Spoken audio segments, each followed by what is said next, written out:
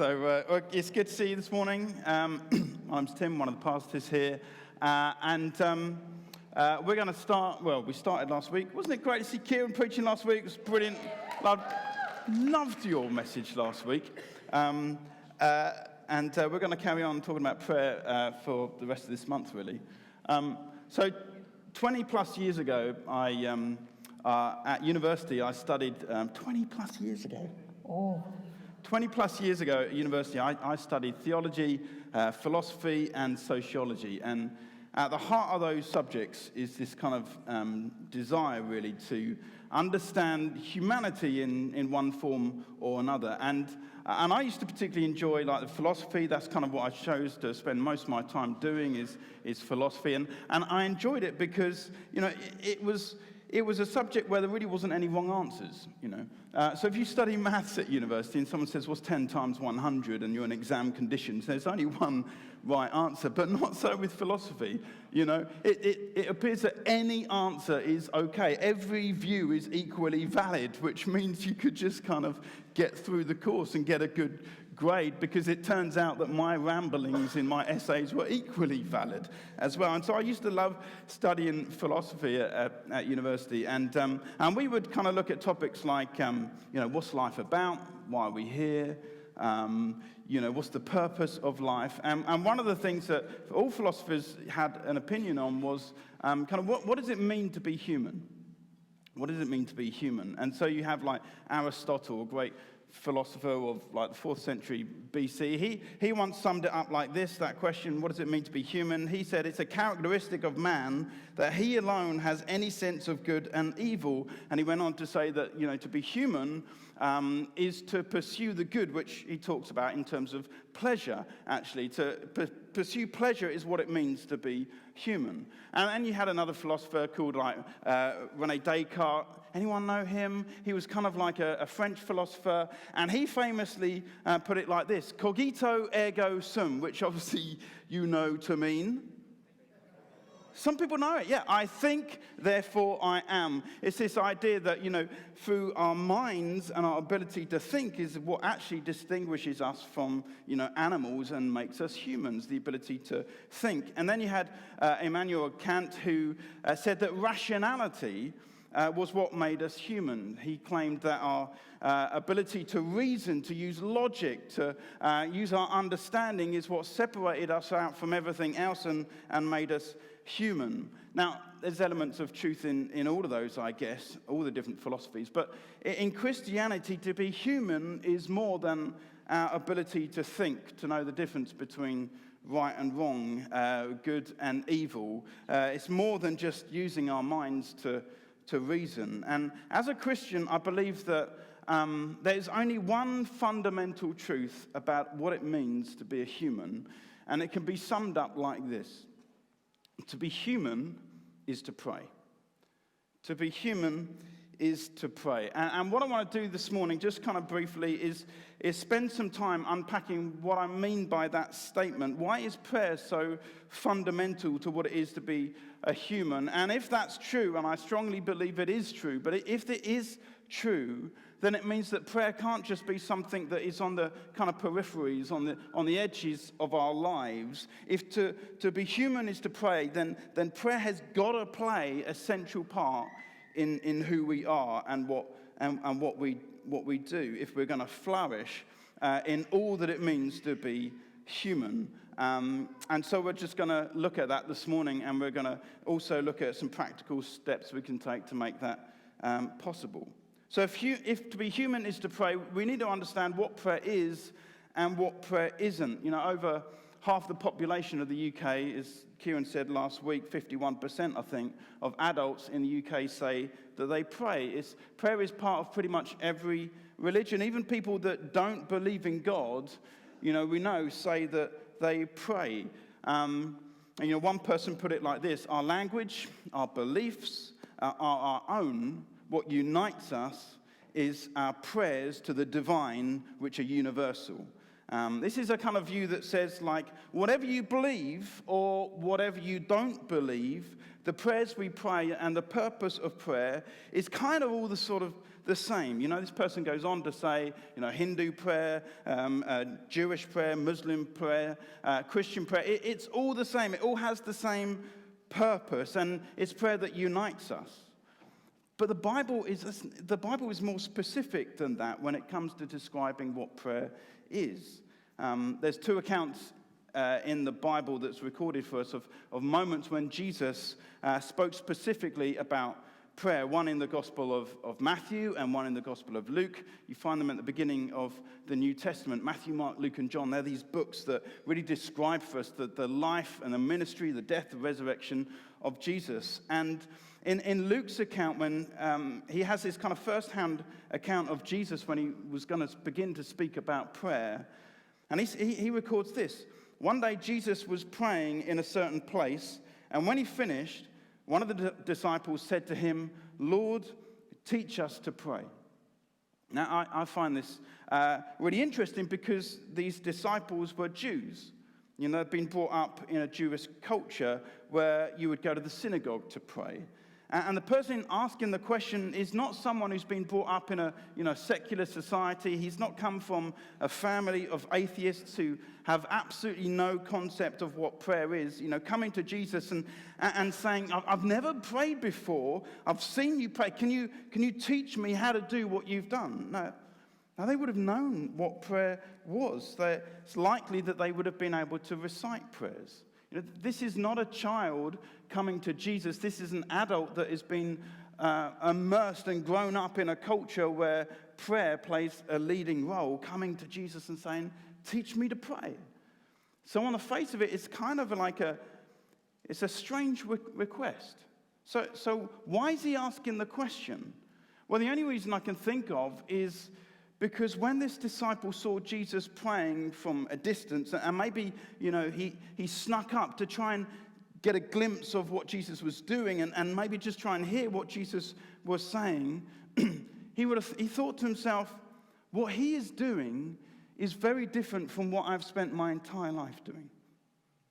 I thought I knew how to pray. I thought I knew what prayer was, but, there's something about how Jesus is praying that's different. There's something about it that I've not experienced in all the years that I've been praying.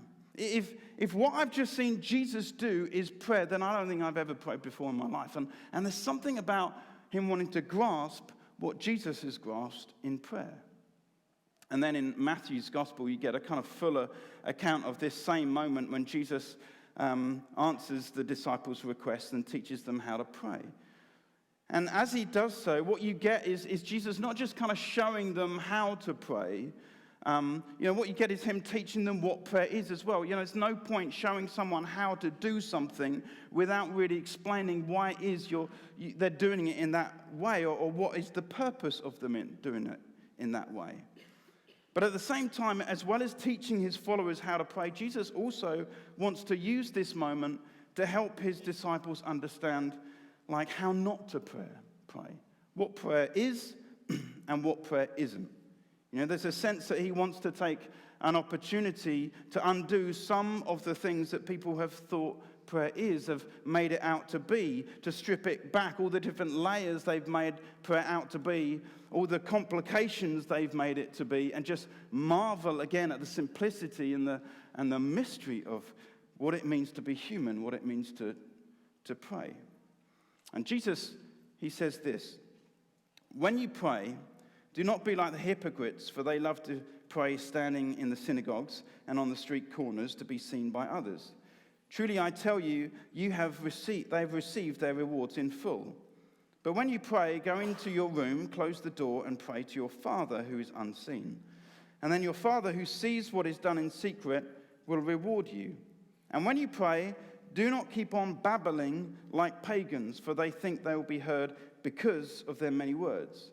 Do not be like them, for your Father knows what you need before you even ask him."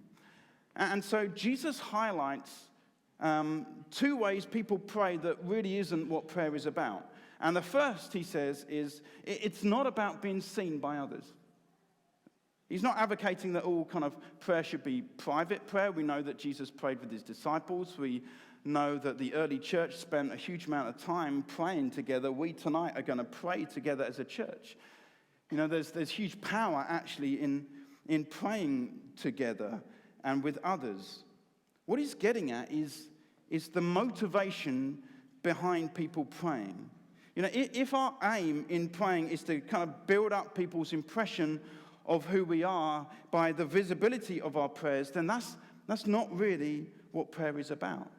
Jesus is saying, if that's your aim, then you've missed the point of prayer. It's not some kind of tool in order to climb some kind of imaginary spiritual hierarchy. If people see me pray, then their opinion of me will increase. You know, they'll be more in awe of me. They'll respect me more, you know. I'll get a better standing in the Christian club. If that's your motivation, then maybe some people will look at you differently, but that's all that's going to happen. There's nothing deeper that you'll achieve in prayer other than, you know, just your mouth might be saying something to God, but all that's really happening is your mind is focused on what other people are thinking of you. You know, I've got to be honest, I've been there. It's a very easy thing to get into, particularly actually as a leader meeting with other leaders. You know, we have this thing where we sometimes meet with we have a leadership conference where we host 500 leaders here. And then other times where we kind of just sit in a room with leaders. It is so easy just to kind of flick a switch and go into a mode of praying. And your main thing, I'm praying to God. I've done this more than once. I've done it dozens of times. I've stood up here and done it as well. It's so easy to do. You just kind of like, you're not actually focused on God at all. What you're focused on is how what you're saying is going to be perceived. What other people are thinking of you. It's such an easy trap to fall into. And you're saying words and you're thinking, okay, how can I say this that is going to, okay, I can't hear any amens. So this is probably not landing very well. You know, you're doing a commentary in your head about what you're praying. There's no focus on Jesus at all.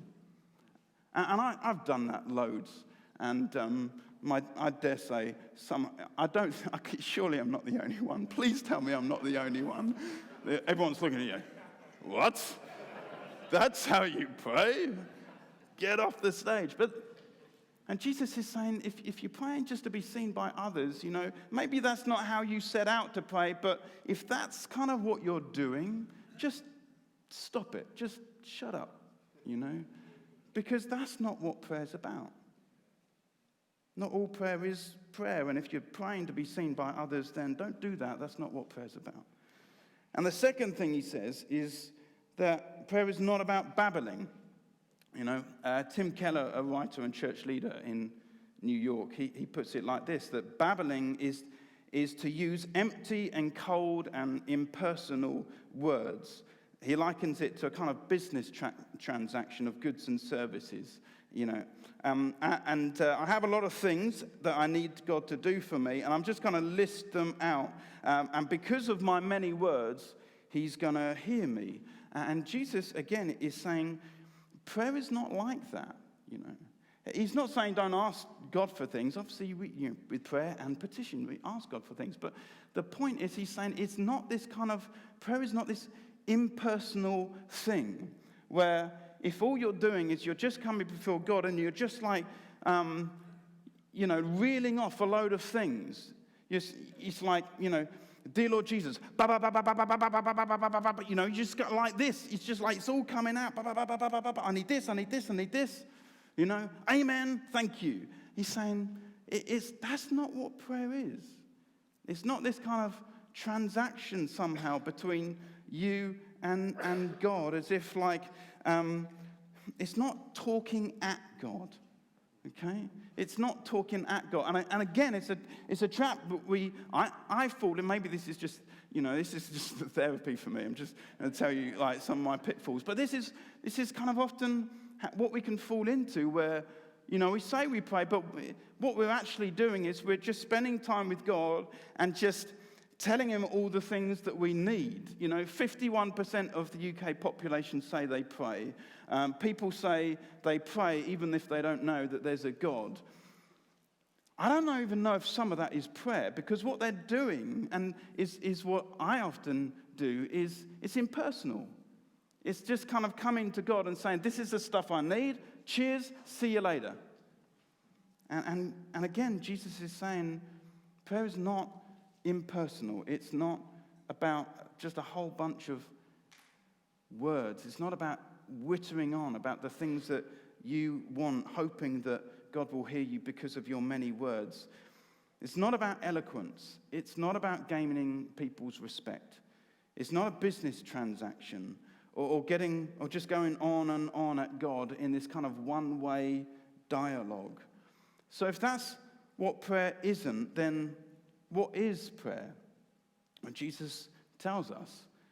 He says this, but when you pray, go into the room, close the door, and pray to your Father who is unseen. And then your Father, who sees what is done in secret, will reward you.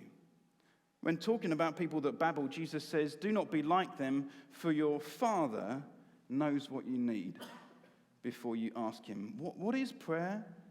And Jesus makes it clear. It's simply this. It's relationship with God. Not any relationship. It's the way that we as children get to interact with our Father. 3 times he says it. Pray to your Father who is unseen. Your Father sees what's done in secret. Your Father knows what you need before you even say it. Prayer is about spending time with our Father. You and I are created for relationship with God. That's always his intention. Right from the beginning, you kind of get a glimpse of it, in the creation story after God makes, mankind in his image. The Bible says this, that one day Adam and Eve, they're in the garden, and it says they heard the sound of the Lord God as he was walking in the garden in the cool of the day.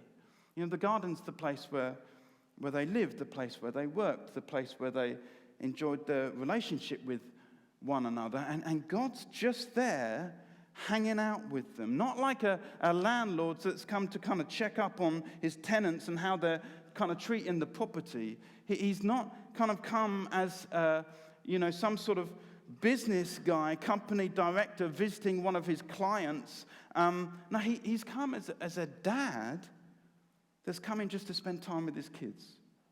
And this relationship is not a cold, impersonal one. It's a warm one. It's a loving one. It's a personal relationship. He's walking with them in the cool of the evening. He's come to spend time with them in the garden.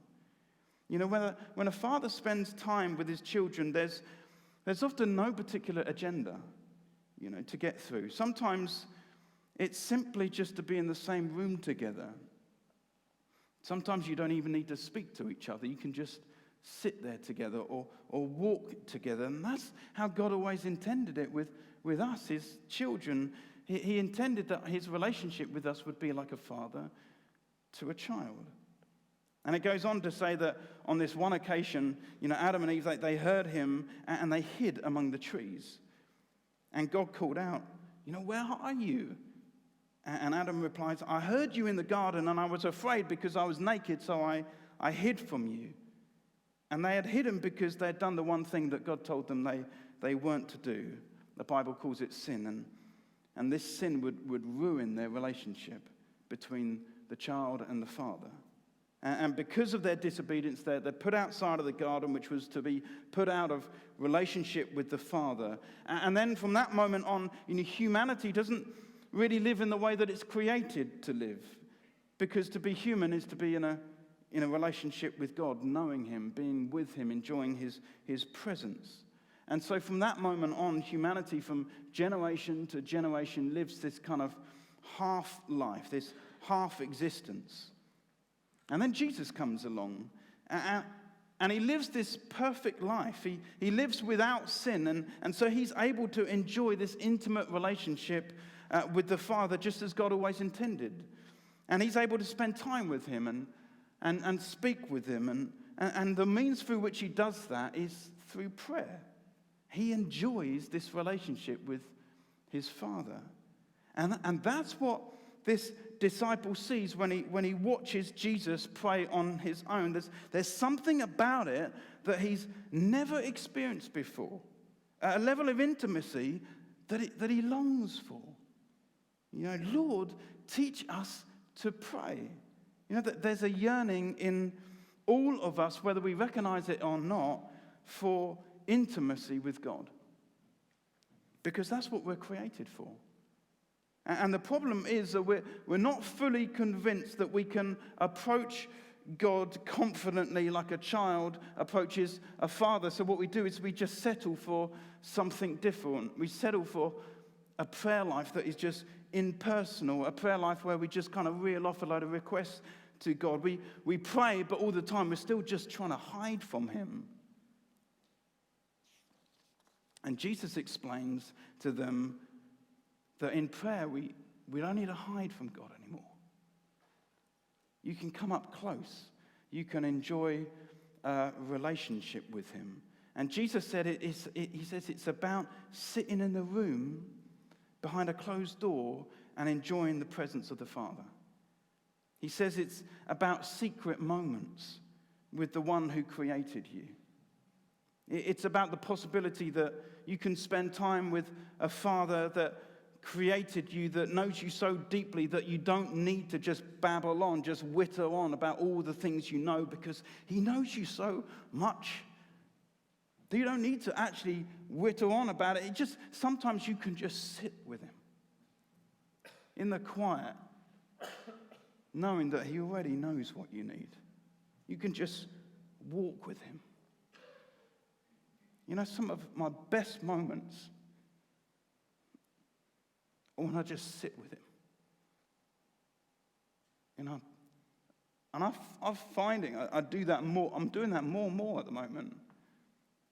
I wake up and I just sit there.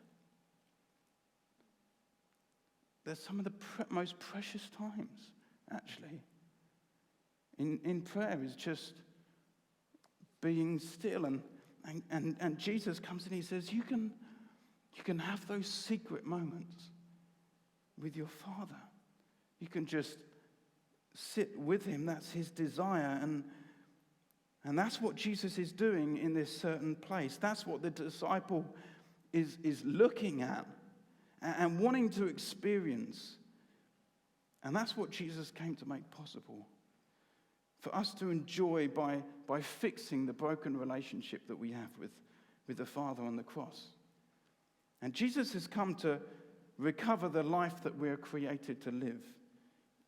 God our Father never intended us to walk through life on our own, to live like orphans trying to do the best we can. And neither was he satisfied with us just hiding from him in trying to relate to him in an impersonal way. Because to be human is to pray. His desire is that we have a relationship with God. There's a bunch of theologians in 1646, they try to summarize, what it is what the purpose of mankind is. And they just said this: a man's chief end is to glorify God and enjoy him forever. That's it. That's why you've been created. That's why I've been created, to glorify God, which means to worship him and to enjoy him. If man's chief end is to enjoy God, then it follows that to be human is to pray, because to pray is where we get to enjoy God together. And the only way that is made possible to enjoy God is if we spend time with him. And that's the challenge, right? That's the challenge, because we live in a culture where we're busy and we don't have time anymore. And if to enjoy God is to pray, then we've got to have time. But that's the problem, is we don't have time. In 2017, there was a massive survey that was done about people's eating habits. 11,000 people in the UK were surveyed and quizzed about what they eat and how they eat and all that sort of stuff. And the conclusion was made that we are a nation of snackers. We like to snack more so than any other country in Europe. We eat 4 times as many crisps as the French and the Italians. By the way, the snack market is worth like £12.3 million. You know, I love a snack. You know, I often, I don't know if I've ever mentioned this, but I love chocolate. I really do. I love to snack. You know, sometimes I'll snack on the way back from places when I'm walking along. You know, I always will crack open a chocolate bar when I'm walking back from the dentist. I always do. It's a bit of a celebratory thing. I just go, thank you very much. But I like to snack as I walk along. I love chocolate. Toblerone's the best one if you ever want to buy me chocolate. Double Deckers, fruit and nut. I love chocolate so much that I named my dog after one. He's called Rolo. I haven't really got time to tell you this, but it turns out Rolo likes chocolate as well, which we discovered this week when he ate my posh Christmas chocolates. I had to take him to the vet and get him injected so that he could vomit up all the chocolate that he'd eaten. I left him there, and then they phoned me to say, he's done, it's all out of his system, you can come and collect him. I went and got him, and the vet said to me, hey, I took some pictures of his vomit because it looked like really nice chocolate. I'm like, who does that? I'm like, it was nice chocolate, it was my chocolate, it was hotel chocolate. Amazing. So I like to chat, but, I also like, I've got a savory tooth as well. I like, chili-covered peanuts. I like kettle chips. I like all sorts of snacks. That's the problem. I have a sweet tooth, but I've also got a savory one as well. And my guess is that you like to snack as well. 31% of people surveyed said that they often skip meals and all they do instead is just snack. So that's the kind of culture we're living in at the moment. Now, snacking's okay, but it's not going to, if that's all you're doing, it's not going to lead to a healthy life. And the challenge is, in the busyness of life, we approach prayer in the same way. You know, we snack. Our lives are so busy, so prayer just becomes like a quick bite whilst we're on the move. An arrow up to God when my mind is preoccupied with something else. You know, there's nothing wrong with a snack. You know, the beauty of our relationship with God is that we can speak to him on the move in any situation, in quick moments.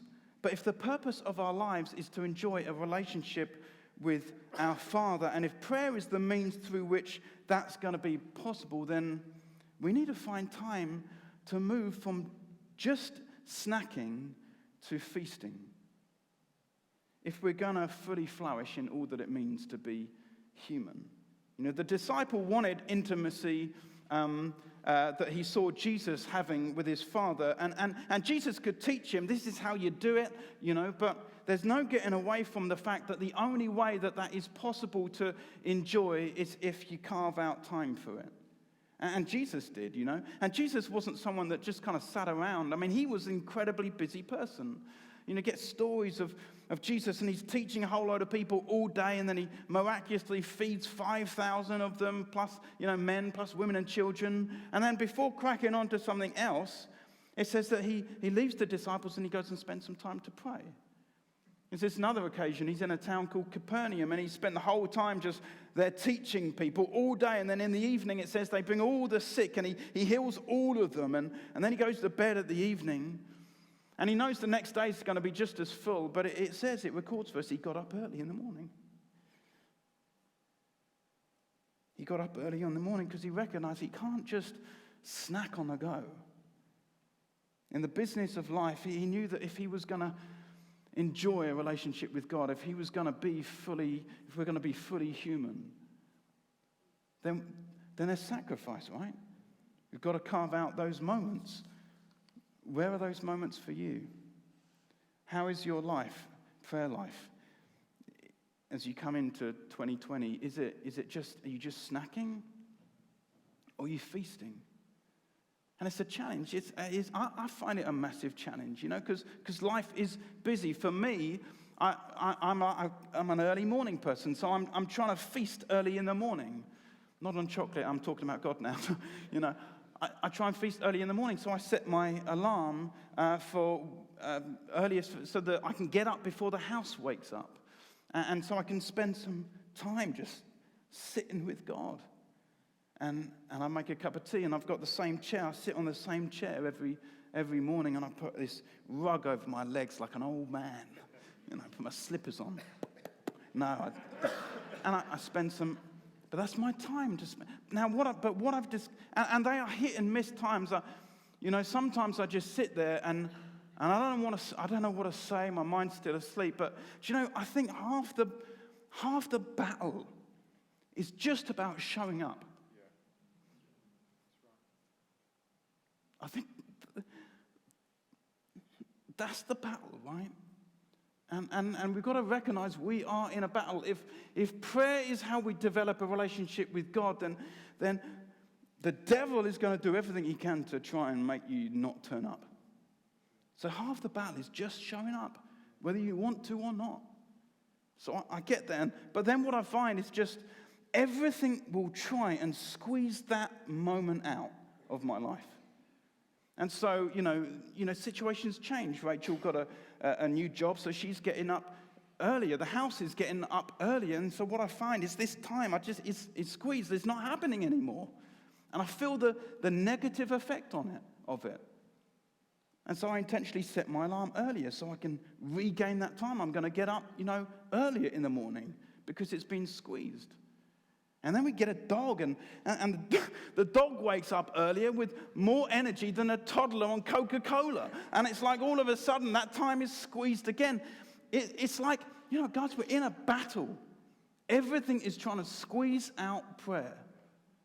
So you've got to constantly reinvent it. And so now I'm thinking, this morning I'm like, the dog's quiet. And I tiptoe downstairs.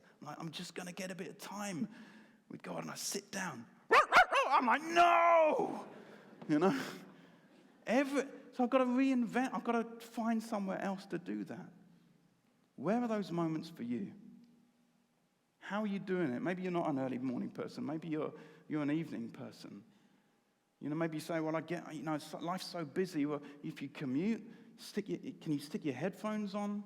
Shut out the world for half an hour? If I'm truly honest, I say I'm busy, but I do manage to get through a lot of box sets on Netflix. There's a great one at the moment called This Is Us. It's brilliant if you want it. I do manage to look on social media. I do manage to check my emails. I do manage to go on WhatsApp. I manage all these things. I say I'm busy, but if you're actually to look at my life, is the same true for you? I don't know. Maybe it is, but if prayer is about relationship with God and if to be fully human is to pray, then, guys, we've got to make some adjustments in our lives. We've got to stop pretending we're so busy that we can't just do that. We've got to be intentional and carve some stuff out. Turn off the Xbox. Decide not to watch back to back when Netflix says there's another program, there's another one starting in 5, 4, 3. I'm going to just, Our time's nearly up, but what I want to encourage you is to be human is to pray. Because to be human is to have a relationship with God. And it's an incredible privilege. And I know that when I am not feasting, then I'm not living fully human. I feel the effect of it. I feel like I'm wandering around in life, but I'm not doing as okay as I should be. Because to be human is to spend time with God. And I just want to encourage you, as you start this year, stop. Snack, that's fine, but don't just snack. Learn to feast. Learn to do what Jesus did, to have intimate moments with the Father. The disciple recognized it and said, I want some of that. I've prayed, but I've never prayed, if that's what it is. He yearned for it. I think we all yearn for it. And there's no easy options. We've got to reorientate our lives, make some differences in our diary. Tonight, when you're sitting on the sofa and you look at your watch and think the prayer meeting starts in an hour, our battle will start waging. And you're just, I've got work in the morning, I work Mondays, and you kind of start, I've got work and I'm feeling a bit tired. Win those battles. Because God desires a relationship with us. Why don't we just stand? We're going to worship for a little bit.